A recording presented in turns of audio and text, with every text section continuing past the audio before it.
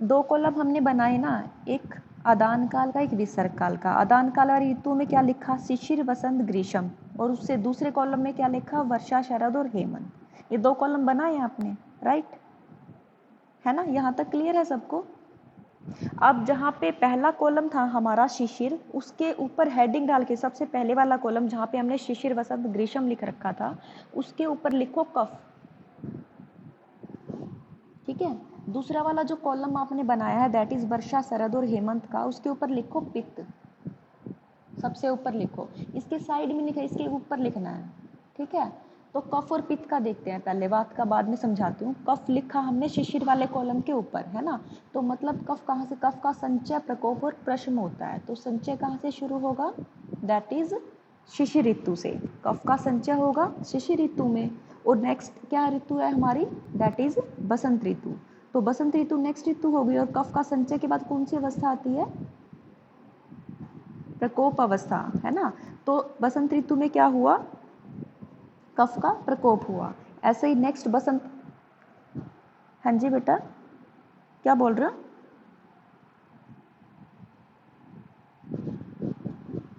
117 page पे क्या दिया हुआ है, टेबल दी हुई है ना इसकी। हाँ तो इसको नोट डाउन कर लेना, इसको याद करने का तरीका मैंने बता दिया है। सीधा सिर्फ दो कॉलम बनाना, एक के ऊपर लिखना कफ, एक के ऊपर लिखना पित्त, और उसके ग्रीष्म की साइड में लिखना वात। तीनों की उत्तरोत्तर अवस्थाएं आ जाएंगी, संचय, प्रकोप और प्रशम। ओके, किसी को डाउट है तो पूछो बेटा। ये टेबल आपने करनी है, नोट्स में ऐड कर लेना ये टेबल।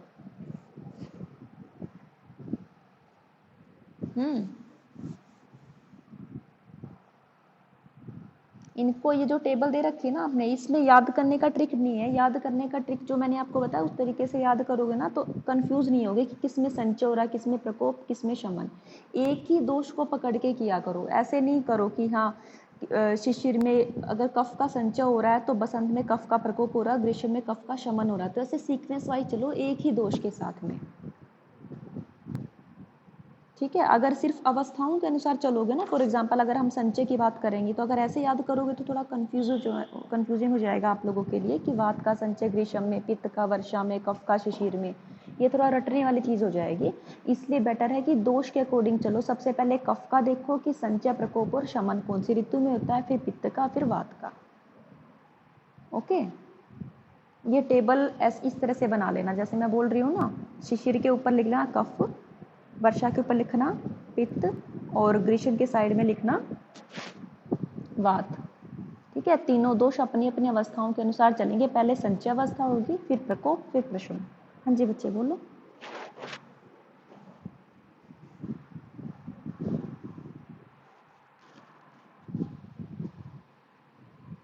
हाँ हाँ, कफ में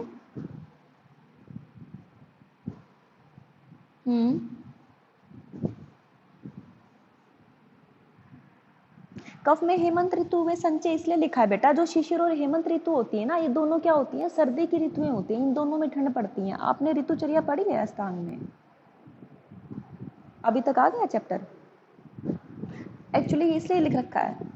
मैं बताती हूँ क्यों लिखा है। शिशिर में लिखना, अपने संचय शिशिर में लिखना। यहाँ पे हेमंत भी लिखा है ना, तो उसको भी गलत नहीं बोलेंगे। क्यों नहीं बोलेंगे, क्योंकि जो 6 ऋतु हमने बताई ना बच्चे, इन 6 ऋतुओं के अलग अलग लक्षण होते हैं, है ना। जैसे हम बोलते हैं शिशिर में क्या पड़ती है, बहुत ज़्यादा ठंड पड़ती है। हेमंत में भी बहुत ज़्यादा ठंड पड़ती है। तो जो ऋतुचर्या बताई है ना, कि ऋतुचर्या जो हमें फॉलो करनी चाहिए, उन दोनों ऋतुचर्या, इन दोनों की सेम ऋतुचर्या बताई है। मतलब शिशिर की और हेमंत की ऋतुचर्या सेम बताई है, क्योंकि इनके लक्षण सेम होते हैं। इसीलिए कई बार इन दोनों को एक ही मान लेते हैं। मतलब जो हमें शिशिर में करना चाहिए, या जो लक्षण शिशिर ऋतु में उत्पन्न होंगे, वही हेमंत ऋतु में उत्पन्न होते हैं। इसीलिए ये बोला है कि शिशिर ऋतु में अगर कफ का संचय होता है, इसीलिए यहाँ पे लिख दिया कि हेमंत ऋतु में भी कफ का संचय होता है, क्योंकि इन ऋतुओं में उत्पन्न होने वाले लक्षण सेम होते हैं। और इन ऋतु में जो लक्षण उत्पन्न होते हैं, या जो ऋतुचर्या हमें फॉलो करनी चाहिए, वो सेम है। नहीं आ रही है, हेलो, किसको नहीं आ रही बच्चे।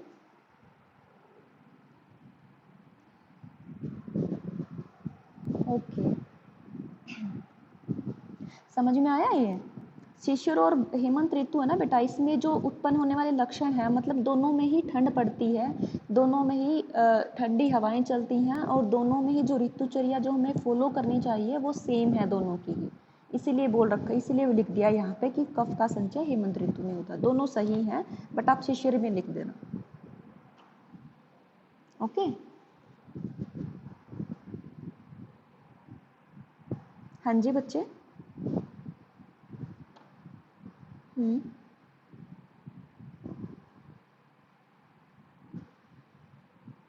हम्म हाँ बेटा, मैं बोल रही हूँ ना, दोनों ऋतुओं के लक्षण सेम होते, दोनों ऋतुओं की ऋतुचर्या सेम होती है ऑलमोस्ट, इसीलिए कंपेयर करके, इसीलिए कई जगह आपको शिशिर ऋतु में कफ का संचय लिखा हुआ मिलेगा, कई जगह आपको हेमंत ऋतु में मिलेगा। गलत दोनों में से कोई नहीं है। ओके, आप शिशिर लिखोगे तो बेटर है, बट ठीक है, आप शिशिर लिखोगे तो ज़्यादा बेटर है, बट अगर आप हेमंत भी लिखोगे तो भी गलत नहीं है। मतलब मैंने आपको रीज़न बता दिया क्यों लिखा गया ये दोनों जगह। ठीक है। तो ये आपको दोषों का और ऋतुओं का संबंध पता चला।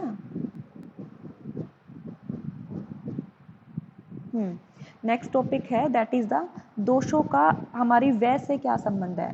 ठीक है, वय मतलब क्या होती है, आयु। वह किसको बोलते हैं, आयु को बोलते हैं। ठीक है, तो आयु का जो हमारी वय का डिवीजन 3 तरह से किया गया है ना, बाल्यावस्था, युवावस्था और वृद्धावस्था, है ना।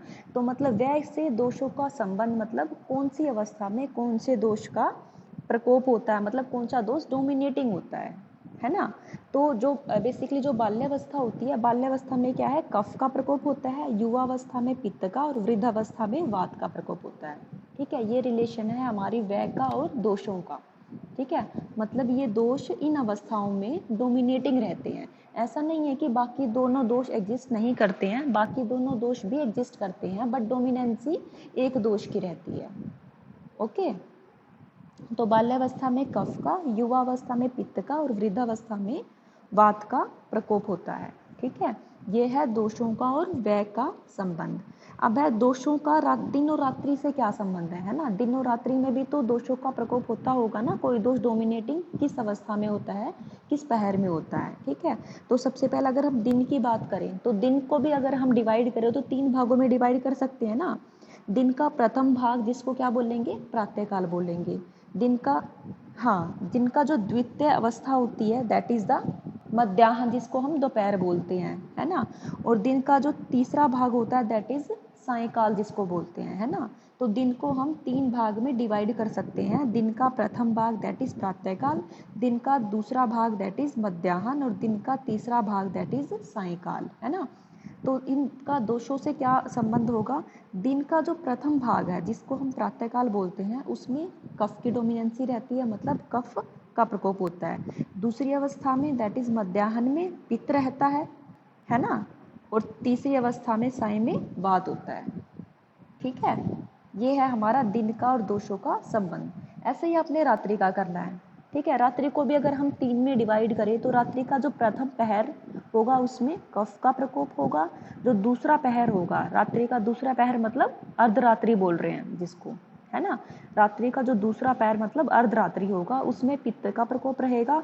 और रात्रि का जो अंतिम पहर होगा, रात्रि का अंतिम पहर किसको बोल रहे हैं, बिफोर सनराइज, है ना। जो सूर्योदय से पहले का समय होगा ना, दैट इज अ रात्रि का अंतिम पहर, वहां पे वात का प्रकोप होगा, है ना। मैं रिपीट कर रही हूँ, रात्रि का जो प्रथम पहर होगा उसमें कफ का प्रकोप होगा, अर्धरात्रि में पित्त का प्रकोप होगा, और रात्रि का जो अंतिम पहर होगा, जो सूर्योदय से पहले वाला समय होता है, उसमें वात का प्रकोप होता है।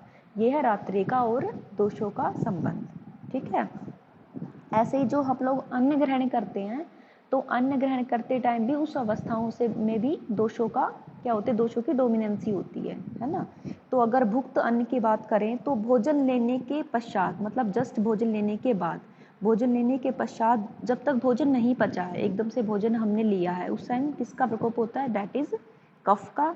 और जब भोजन पचने लगेगा, भोजन के पचते समय पच्यमान अवस्था जिसको बोलते हैं, दैट इज उसमें किसका प्रकोप होगा, दैट इज पित्त का प्रकोप होगा। और भोजन के पाक होने के अंत में, भोजन का जब पाचन हो जाएगा पूरी तरह से, या फिर भोजन की जो पक अवस्था होगी उसमें प्रकोप होगा वायु का, है ना। तो भोजन की 3 अवस्थाएं होगी ना, एक तो आम अवस्था, आम अवस्था मतलब जब भोजन ने पचना प्रारंभ नहीं किया है।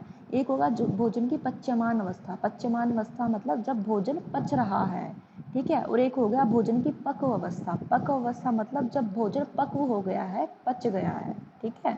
तो भोजन की जो आम अवस्था है जब भोजन पका नहीं है, मतलब जब भोजन ने पचना प्रारंभ नहीं किया है, आम अवस्था, आम मतलब होता है कच्चा, ठीक है। भोजन का जो आम अवस्था होती है उसमें कफ का प्रकोप होता है, पच्यमान अवस्था में पित्त का, और पक्व अवस्था में वात का प्रकोप होगा।